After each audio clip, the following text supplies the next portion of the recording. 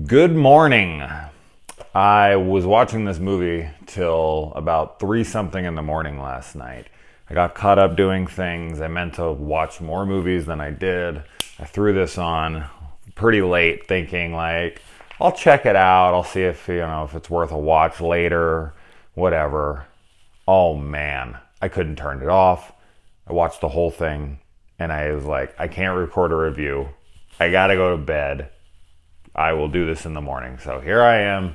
It is morning. I threw on my Pearl Jam shirt because that actually has some significance here. So let's talk about this movie. Boys in the Trees, currently streaming on Netflix. This is a film that a buddy of mine, Travis, had told me to watch, and he was like, oh, you'll probably really enjoy it, but, pre-warning, it's not really a horror movie. It definitely has horror-like elements to it. So on Netflix, it's listed in the horror category. And while I do feel like the horror title is warranted to an extent, I do believe that it may hurt.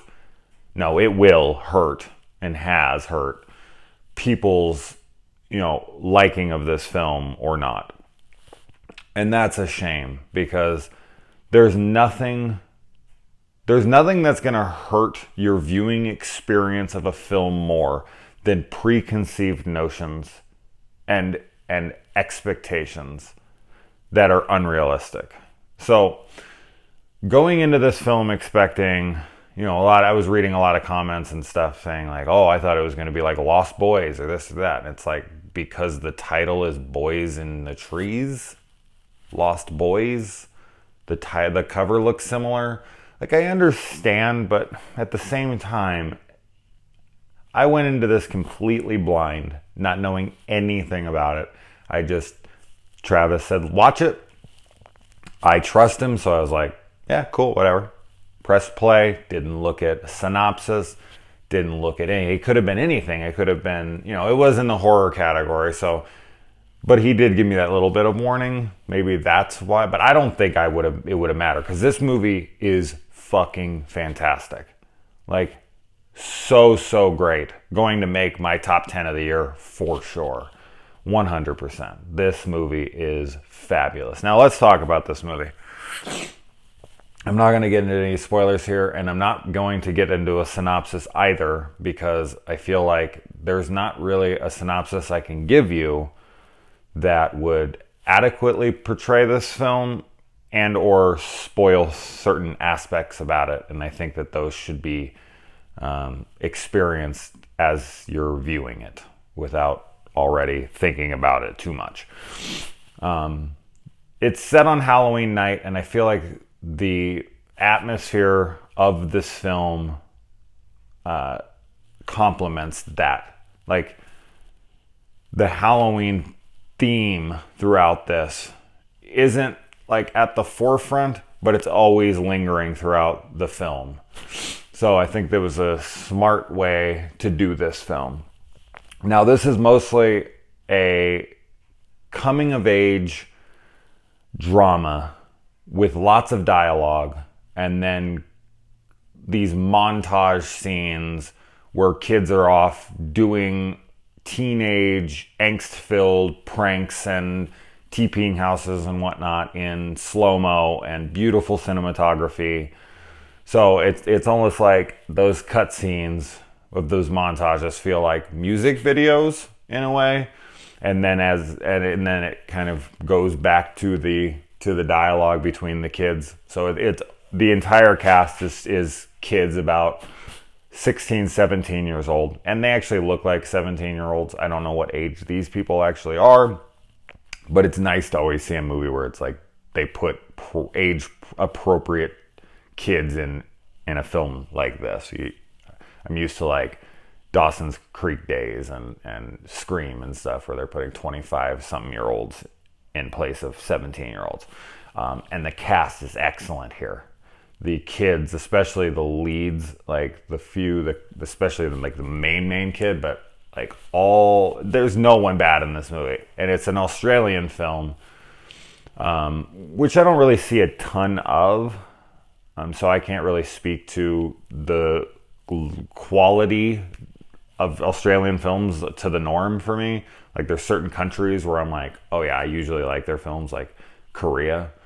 I don't think I've ever seen a bad Korean film, but when it comes to Australia, it's kind of just up in the air. It's like, I don't know if they make good films or not. I've seen like Wolf Creek, These Final Hours, stuff like that. And I'm not even sure that's Australian. That could be New Zealand for all I know.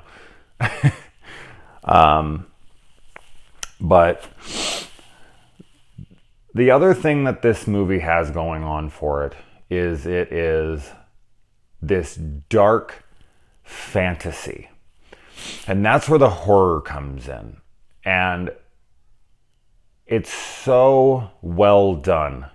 Everything in this film is so well done. The way it looks, the way it's shot, the placement of the shots, the soundtrack, and that's where I'm wearing this, because even though the film doesn't specifically say that it's set in the 90s, I didn't see it anyway, it's gotta be.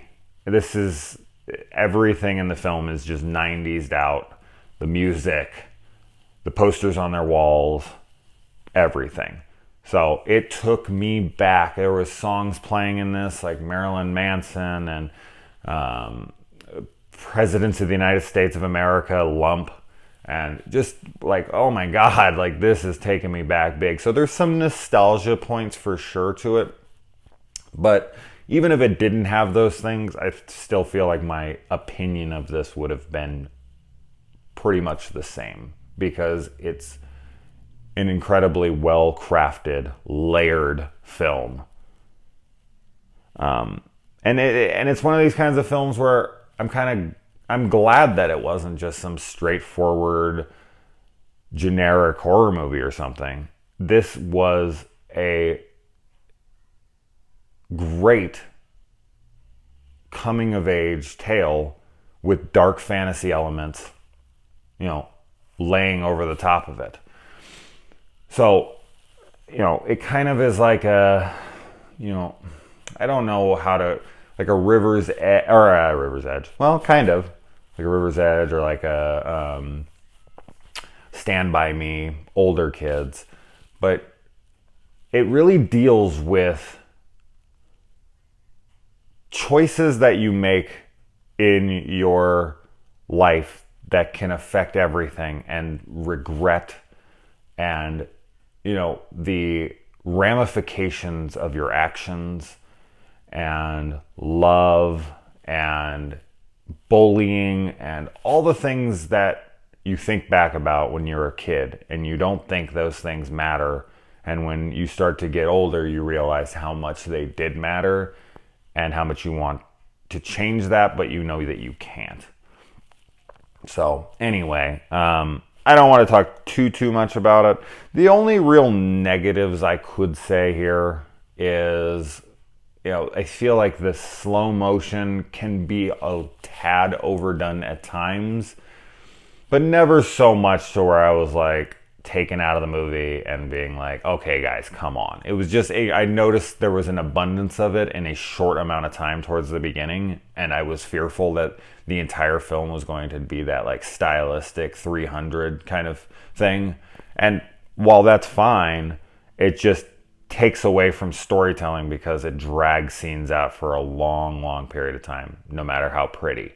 So it takes you away from the heart of it for a while, so where when you come back, you're not as invested because of time that's passed. And I don't feel like that happened here. All of the emotional notes hit with me. They resonated, absolutely. There's so many things to take away from this film, whether you were bullied as a kid, or were a bully, or were a kid at all. But don't go into this expecting some super violent horror movie and jump scares, and that's not what it is at all. I mean, as I said, the horror here is very, very minor, but it is there. So if that sounds like something that you're interested in, 100%, I couldn't recommend this higher. I thought it was fantastic. All right.